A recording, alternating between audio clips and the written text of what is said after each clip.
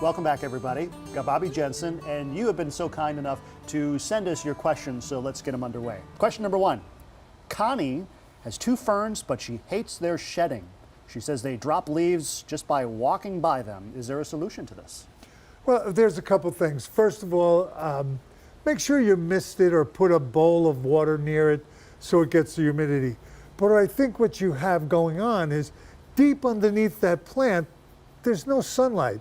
So you get all those dead leaves. So every once in a while, if you pick it up and give it a haircut, because they're never going to get green on there, they're just going to die because there's no sunlight that deep underneath that fern, you can get rid of a lot of those brown that falls off of your fern just by giving it a haircut underneath deep. Or you can just like milk them off, scrape them off. But that's all really what you got to do. I'm always so concerned with like trimming. I wonder if I do too much or... Doesn't matter. Okay. All right, next question. Meg wants to know if it's too late to plant spring bulbs. Well, what do you think? You know, the thing is with spring bulbs, you can plant them right up until you can hack into the frozen ground. So, I mean, we've got plenty of time. The soil is still warm. It's a perfect time to do it. Maybe with a little rain one of these days, it'll even be better. But you get out there and do it now, no problem. How about that? Yeah. Yeah, you should do a package on that. Yeah, what an idea. Okay, Mary inherited, we're back on the ferns here. Yeah, ferns are big. Inherited a 40-year-old foxtail fern. She had to cut the pot away because it was root bound. Should she divide it or just put it in a larger pot? Well, here's the thing. You could do either. First of all, if you're going to divide it, just look at the individual plants in there and cut through.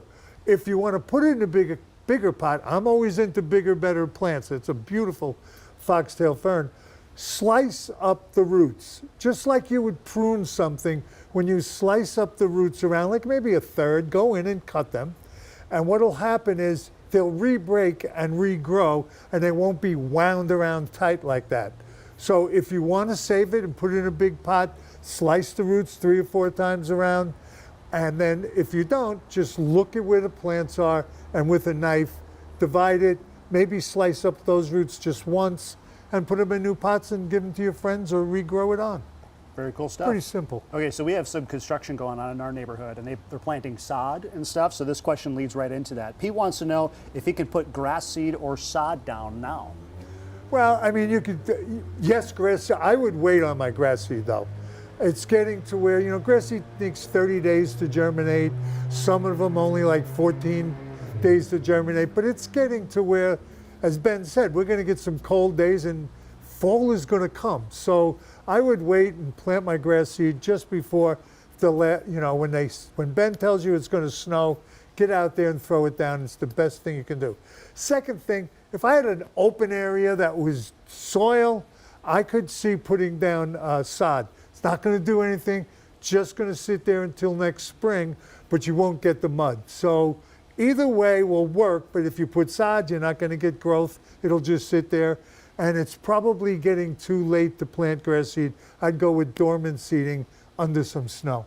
How about that? Grass seeding it is. There All right, it is. Ann is in northern Minnesota, that's zone 3.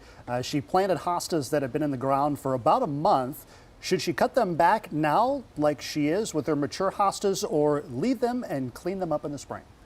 Well, I would probably cut them back, but you know, you're in northern Minnesota, it's going to get cooler quicker there. I think you should wait till those leaves yellow so the energy goes back in, and then give it a haircut sometime late fall. I wouldn't give it now. Okay, time for some more questions here. Ann from Vadnais Heights, I was mortified to see some brown needles on our baby white pine. Is it because of the drought or the fertilizer I applied a few days ago? Watered it right after, raised it from a seedling. Okay, 2 things. Keep on watering it. Just water it till the ground freezes. Evergreens really need that moisture stored up so they don't fall apart. And what you're seeing is a natural process. 2-year-old needles on any pine fall off at this time of year. That plant looks really good to me. I think you're doing a great job. Do not worry about those needles.